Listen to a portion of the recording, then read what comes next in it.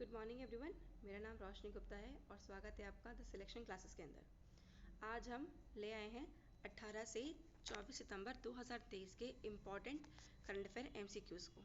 ठीक है, ये एक वीकली क्लास है जिसके अंदर हम पूरे हफ्ते के इम्पॉर्टेंट करंट अफेयर्स को डिस्कस करेंगे। ये क्लास बाकी क्लासों की कंपैरेटिवली थोड़ी सी बड़ी होगी क्योंकि हम इसके अंदर पूरे हफ्ते के जितने भी इम्पॉर्टेंट क्वेश्चंस हैं उन्हें हम सिलेक्ट करके डिस्कस करेंगे। इस क्लास में हम क्वेश्चंस का डिटेल डिस्कशन नहीं करते हैं। ये एक प्रकार की आपकी रिवीजन क्लास है जिसके अंदर आप पूरे हफ्ते की क्लास क्वेश्चंस को देख सकते हैं। ठीक है, अगर आप हमारे रेगुलर क्लास से जुड़े हुए हैं तो आपके लिए ये क्लास एक तरह से रिवीजन और प्रैक्टिस के लिए होगी, सो दैट यू नो कि आपको कितना करंट अफेयर याद है, आप कितना करंट अफेयर को जानते हैं। ठीक है, और अगर आप हमारे क्लासेस अभी तक नहीं जुड़े हैं तो आप उससे डेफिनेटली जुड़ जाएं, और अगर नहीं जुड़े हैं तो फिर ये आपके लिए बिल्कुल बैकअप प्लान की तरह होगा कि आप इसे पढ़ के पूरे हफ्ते के जितने क्वेश्चंस हैं उन्हें देख लेंगे और समझ जाएंगे। ठीक है, अगर आप हमारे क्वेश्चंस का डिटेल डिस्कशन चाहते हैं सो आप हमारे रेगुलर क्लासेस को फॉलो कर सकते हैं। तो हम बढ़ते हैं अपने क्वेश्चंस की तरफ और हम पिक करते हैं। ये क्लास जैसे मैंने बताया आपको थोड़ी सी बड़ी होंगी, तो थोड़ा सा पेशेंस रखिएगा, और बहुत बड़ी नहीं है बट हाँ थोड़ी सी बड़ी है। ठीक है, ये क्लास से आप जानते ही हैं कि हम इसको UPSC, UPPCS, other state PCS and one day exams के लिए हम इसको बनाते हैं, हम इसको पिक करते हैं क्वेश्चंस को।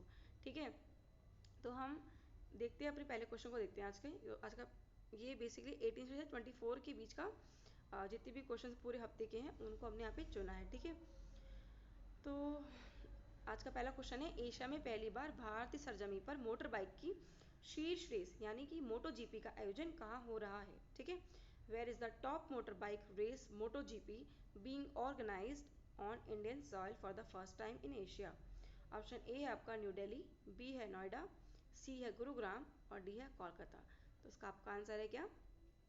B, greater Noida. यहाँ पे क्या हो रहा है? यहाँ पे आपका हो रहा है मोटो जीपी। ठीक है, मोटो जीपी जो एक प्रकार का क्या है, एक बाइक रेस होती है, जिससे देखते होंगे कि फॉर्मूला रेस वो कारों की रेस होती है, उसी प्रकार मोटो जीपी क्या है, ये बाइक रेसेस हैं। ठीक है, इसके अंदर भारत के भी एक व्यक्ति जो है वो अहमद यासीन जो है वो पार्टिसिपेट कर रहे हैं और उनको हमें पता है कि उन्हें हमें वाइल्ड कार्ड एंट्री हमने उनको दी है। ठीक है, तो क्वेश्चन नंबर सेकेंड आज का, ग्लोबल पीस इंडेक्स 2023 में भारत की रैंकिंग क्या थी। ठीक है, तो what is India's rank in the global peace index 2023?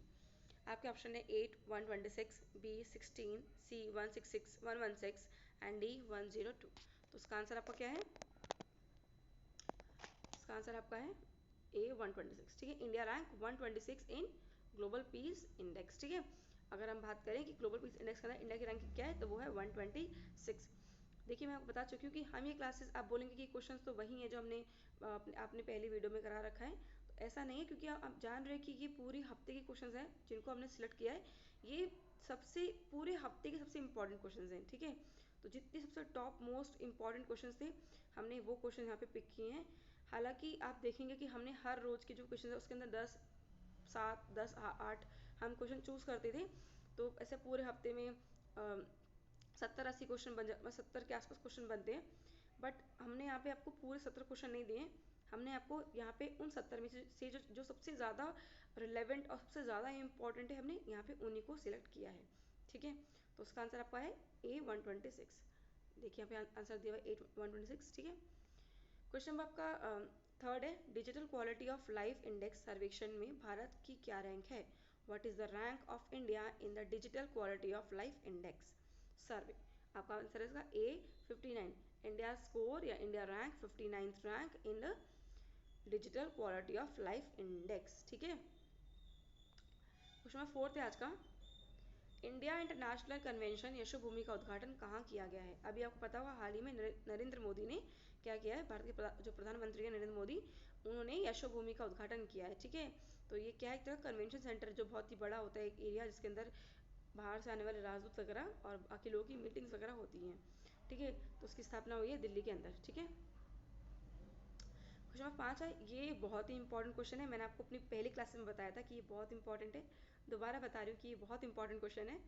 तो क्वेश्चन है आपका, होयसला मंदिर किस राज्य में स्थित है जिसे यूनेस्को विश्व विरासत स्थल या विश्व धरोहर घोषित किया गया है? ठीक है, आपके यहाँ पे ऑप्शन है कि Hoysala temple is located in which state which has been declared a UNESCO world heritage site. ठीक है, तो इसका आपका आंसर है ये कर्नाटक के अंदर एक ये टेम्पल है, कर्नाटक के अंदर होयसला टेम्पल, जो बेसिकली भगवान शिव को समर्पित है टेम्पल। ठीक है, और इसको क्या बनाया गया है, इसको यूनेस्को ने वर्ल्ड हेरिटेज साइट भारत का घोषित किया है। अब भारत के अंदर टोटल 42 वर्ल्ड हेरिटेज साइट यानी विश्व धरोहर जो है वो हो चुके हैं। ठीक है, तो कर्नाटक में ये होयसला का टेम्पल। ठीक है, ये 1150 के अंदर आसपास 1050 या 1150 के आसपास बना था। मैं श्योर नहीं हूँ, बट एक बार आपसे गूगल को जरूर कर लेंगे कि ये कब बना था, क्योंकि ये क्वेश्चन ना केवल करंट का है बल्कि ये साथ ही साथ स्टैटिक का पोर्शन भी कवर करता है। सो दैट क्वेश्चन पेपर में कई बार पूछ सकता है कि स्टार्टिंग में से पूछ लेगा आपको हिस्ट्री के पोर्शन में कि होयसला का टेम्पल किसने बनाया था। ठीक है, और कब बना ये, तो इस तरह से क्वेश्चन बनता है। तो ये आपकी रिस्पॉन्सिबिलिटी बन जाती है कि जब भी ऐसे क्वेश्चन आप देखें तो आप डेफिनेटली उनके बारे में गूगल को जरूर करें या अपने ऑथेंटिक सोर्स को जरूर पढ़ें। ठीक है, तो हम क्वेश्चन आगे बढ़ते हैं। क्वेश्चन नंबर 6 है आज का, हाल ही में भारत के किस स्थल को 41वां विश्व धरोहर घोषित किया गया है। मैंने बताया अभी आपको कि पिछले क्वेश्चन में कि जो आपका होयसला का टेम्पल है वो 42nd बना है। ठीक है, तो उसके पहले 41 भी अभी हाल ही में बना। एक्चुअली दोनों साथ में बने, मतलब एक दो दिन के गैप पे बने। पहले 41 बना, फिर 42 बना। तो 41 कौन सा है, आपके ऑप्शन दिए हैं रामकृष्ण मिश्र आश्रम, Shanti Niketan, art of living, शांति कुंज, हरिद्वार। ठीक है, तो आपका इसका आंसर क्या है, इसका आंसर आपका है शांति निकेतन। वेस्ट बंगाल के अंदर शांति निकेतन है, जिसकी स्थापना बेसिकली किसने की थी, इसकी स्थापना आपको की थी रविन्द्रनाथ टैगोर ने। ठीक है, किसने की थी, रविन्द्रनाथ टैगोर ने इसकी स्थापना की थी।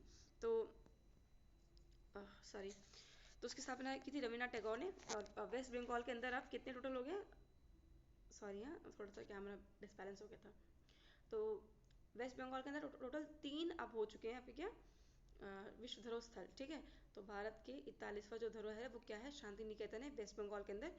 ठीक है, टोटल आपको पता होगा कि इसके पहले भारत में 40 थे, और इसके अंदर से एक जो है सबसे इम्पोर्टेंट जिसको हम हमेशा कंसिडर करते हैं वो है, आप जानते होंगे कि जो विश्व धरोहर स्थल हैं तो ये बेसिकली क्या होते हैं, ये इनको डिवाइड किया जाता है अलग अलग कैटेगरी में। ठीक है, एक होता है नेचुरल में यानी जो प्राकृतिक होता है, एक होता है आपका आर्टिफिशियल यानी जिसको इंसानों द्वारा बनाया गया था, और एक होता है मिक्स। ठीक है, तो 33 के आसपास जो आपके आर्टिफिशियल है, बाकी आपके नेचुरल है, 33 के आसपास आपके नेचुरल है, बाकी आपके कुछ मिक्स कहते हैं आपके आर्टिफिशियल हैं। ठीक है, और कुछ आपके आपका केवल एक ही क्या है, मिक्सड है।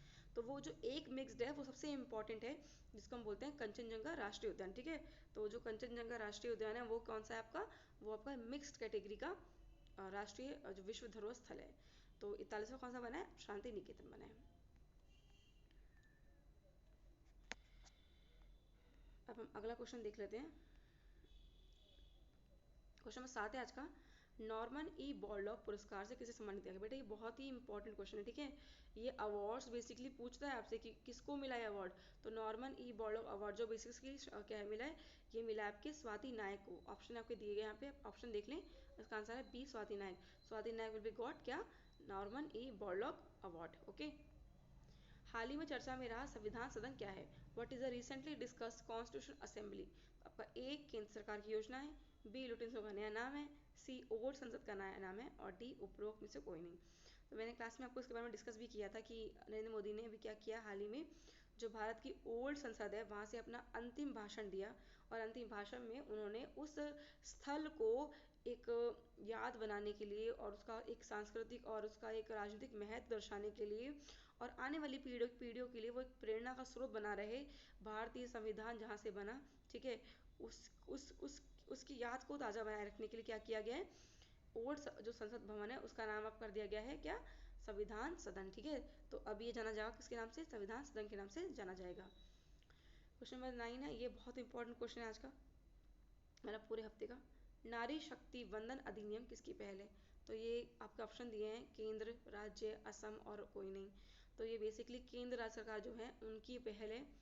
हाल ही में मोदी जी ने क्या किया है, लोकसभा के अंदर बिल पेश किया। ठीक है, और बेसिकली अब तो ये बिल पूर्ण बहुमत से पारित भी हो चुका है, मतलब पास भी हो चुका है।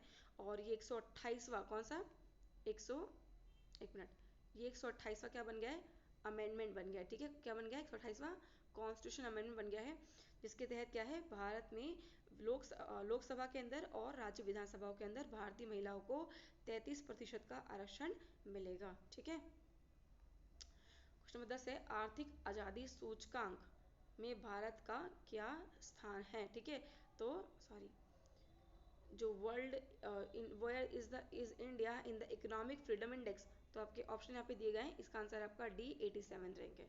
ठीक है, क्या रैंक है, 87 रैंक है। लेकिन विश्व ओजोन दिवस कब मनाया गया है, when was world ozone day celebrated, तो आपका इसका आंसर है 16 सितंबर। देखो ये बहुत इंपॉर्टेंट क्वेश्चन है कि ओजोन क्यों बनाते हैं हम लोग, ओजोन डे बनाते हैं हम लोग, ओजोन जो आपका ओजोन जो आपका वो होता है क्या कहते हैं लेयर होती है, उसकी इंपॉर्टेंस, उसकी महत्व को बताने के लिए। ठीक है, आप जानते होंगे कि ओजोन जो लेयर है वो क्या काम करती है, वो सूर्य से आने वाली पराबैंगनी किरणें यानी अल्ट्रा वायलेट रेज जो है उसको उससे हमें प्रोटेक्ट करती हैं।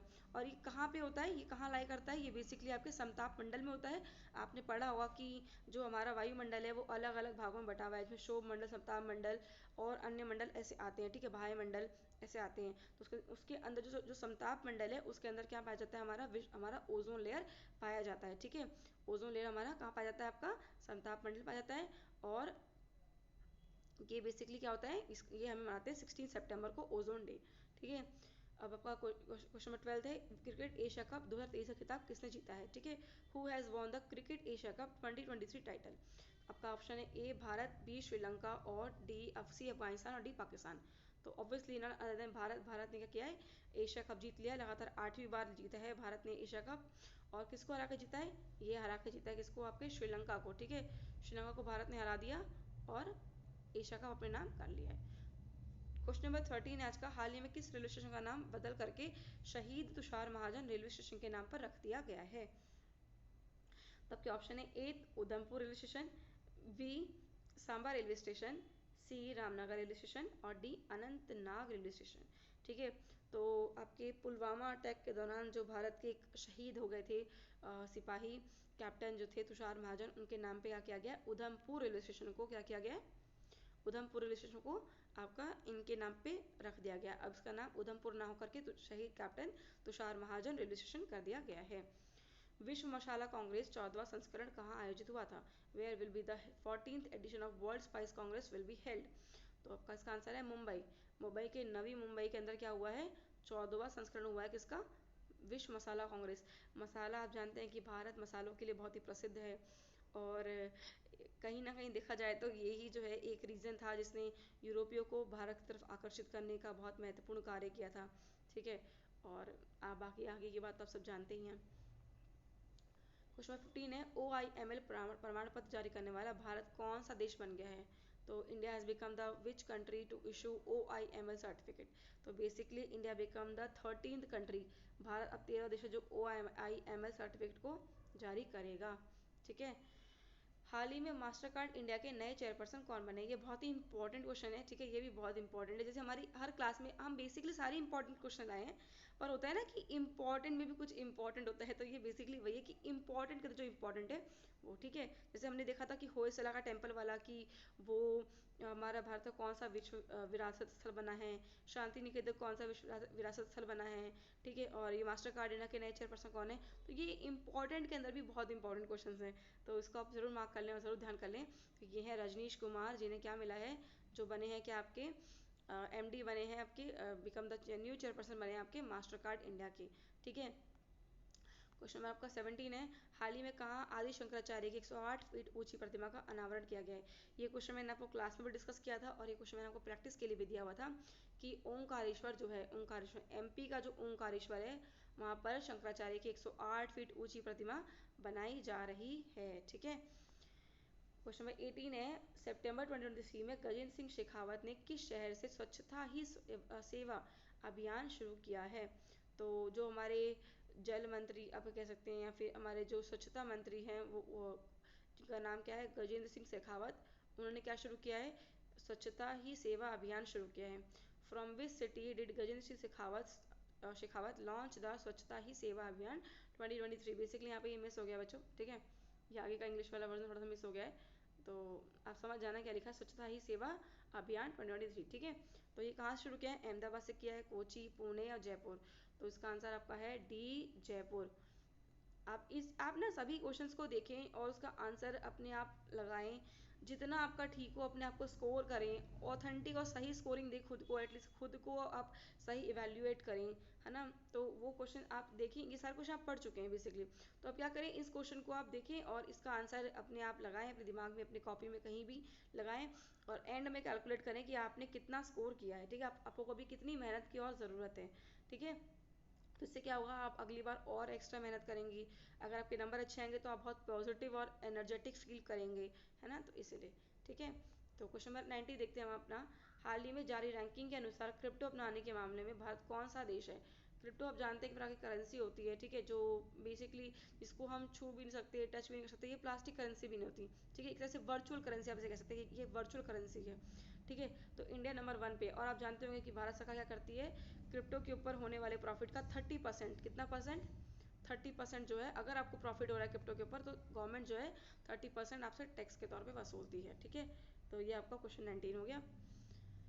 अब हम बढ़ते हैं अपने अगले क्वेश्चन की तरफ। हाल ही में कहाँ दुनिया का सबसे ऊंचा लड़ाकू हवाई अड्डा बनेगा। तो देखो एक और ये डेवलपमेंट का पॉइंट है, और आप जानते होंगे कि जितनी वैसे ये लड़ाकू हवाई अड्डा होता है या फिर जो भी डिफेंस से रिलेटेड जो भी चीज़ें हैं, ठीक है, तो ये सब डिफेंस की इक्विपमेंट नहीं, ठीक है, आपका इंफ्रास्ट्रक्चर, जैसे कि आपका पुल हो गया, ब्रिजेस मतलब इसको कहते हैं हम बेसिकली, और आपका ये हवाई अड्डा हो गया, इसका निर्माण कौन करता है, इसका निर्माण करता है बेसिकली कौन, BRO, ठीक है, बॉर्डर रोड ऑर्गेनाइजेशन करता है इसका निर्माण। और कहाँ पे हुआ है इसका निर्माण, लद्दाख के अंदर हुआ है, ठीक है। लद्दाख में क्या होगा, अब बनेगा क्या, दुनिया का सबसे ऊंचा लड़ाकू हवाई अड्डा, ठीक है। क्वेश्चन नंबर 21 है, UN की विश्व प्रवास रिपोर्ट के अनुसार सर्वाधिक प्रवासी लोग कहाँ पे हैं। According to the UN's world migration report, which country has the highest number of migrant people. तो आप जानते हैं कि भारत का डायस्पोरा आपको विश्व के किसी भी एरिया में, किसी भी देश में मिल जाएगा आपको देखने के लिए, ठीक है। तो क्या है कि अब भारत जो है इसमें नंबर 1 पे है, किसके अकॉर्डिंग, भारत नंबर 1 पे है अकॉर्डिंग टू UN रिपोर्ट, विश्व प्रवास रिपोर्ट के अकॉर्डिंग, ठीक है। तो भारतीय लोग जो है आपको हर देश में मिल जाएंगे, ये चीज़। अब क्वेश्चन 22 देखते हैं हम। हाल ही में टाटा स्टील लिमिटेड के MD और CEO के रूप में किसे नियुक्त किया गया है। Who has been reappointed as the MD and CEO of Tata steel limited. तो देखो बच्चों, पहले भी यही थे, इनको रीअपॉइंट किया गया, ठीक है। यहाँ पे क्वेश्चन मैंने ऑलरेडी मेंशन कर दिया कि ये रीअपॉइंटेड हुए हैं। तो अगर आप लोग पिछले वर्ष के करंट अफेयर से जुड़े होंगे ना, तो आपको उसका आंसर जरूर पता होना चाहिए, ठीक है। और अगर नहीं पता है तो आपको जानना, अपने आपको जांचना और परखना होगा कि आप की परिस्थितियाँ अभी किस प्रकार की हैं, आपका जो लेवल है पढ़ाई का वो भी किस प्रकार का है, और आपको भी कितनी मेहनत और करनी है, ठीक है। तो उसका आपका आंसर है टीवी नरेंद्र, ठीक है। जो टीवी नरेंद्र हैं वो क्या बने हैं, दोबारा से बने हैं MD and CEO of Tata steel limited company, ठीक है। क्वेश्चन नंबर 23 है, ADR की रिपोर्ट के अनुसार सबसे अधिक किस राज्य के सांसदों पर आपराधिक मामले दर्ज हैं। According to ADR report, which state MPs have the minimum maximum number of criminal case against them. तो आप देखो, मैं आती हूँ इस क्वेश्चन के अंदर ना, क्या होता है कि बेस अगर पेपर में क्वेश्चन आता है तो सबसे ज़्यादा दिक्कतें क्या होती हैं, बच्चों को लगता है कि अगर आपराधिक मामले की बात हो रही है तो ऑब्वियसली कोई बंदा जो होगा वो अगर एजुकेटेड नहीं है, ठीक है, या कोई स्टेट जो एजुकेटेड नहीं है, तो वहाँ पर ही सबसे ज़्यादा आपराधिक मामले पाए जाएंगे। तो आपको हो सकता है इसका आंसर महाराष्ट्र या तेलंगाना लगा दें, पर इसका आंसर महाराष्ट्र और तेलंगाना बिल्कुल भी नहीं है। इसका आंसर आपका क्या है, इसका आंसर आपका केरल, ठीक है। आपको लगेगा कि केरल तो बिल्कुल हो सकता नहीं, क्योंकि केरल तो वेल एजुकेटेड स्टेट है, भारत का सबसे ज़्यादा शिक्षित शहर जो है केरल है, तो वहाँ पर ऐसा क्यों है। पर वहाँ पर भी ये चीज़ पाई जा रही है कि क्या है, कि सबसे ज़्यादा आपराधिक मामले इन्हीं के ऊपर दर्ज हैं, केरल के जो MP होंगे उनके ऊपर, ठीक है, हादसे वगैरह। तो ठीक है, this is the end of this video. हमने अपने पूरे हफ्ते के 23 इंपॉर्टेंट क्वेश्चंस को डिस्कस कर लिया है। तो ठीक है, thank you so much for the class and take care.